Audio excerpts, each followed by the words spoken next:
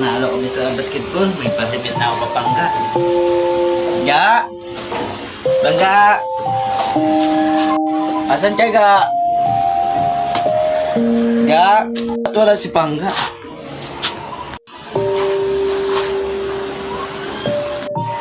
Ba't igaan hindi pa naligpit? Asan ka, si Pangga? Ito, si Pangga. Tumawag. Loga, nasan ka? Hoy! Imeng! Simula ngayon, hiwalay na tayo. Ano kasalanan ko sa'yo, Pangga? Kasalanan? Tanungin mo sarili mo. At siya nga pala, meron na akong bagong apam. Bye! Ga! Ga! Pinagpatayan ako ah. Ba't ganon? Ay.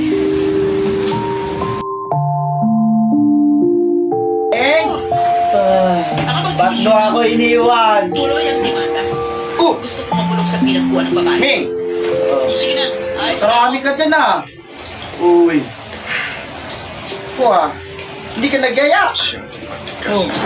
Nangyari, ba't hindi ka tumatawag sa akin? Inom! Ano nangyari sa'yo? Grabe! Ikaw lang isang uminom niyan? Hindi man lang ako sinabihan? Ba't ganyan ang mukha mo? Ha?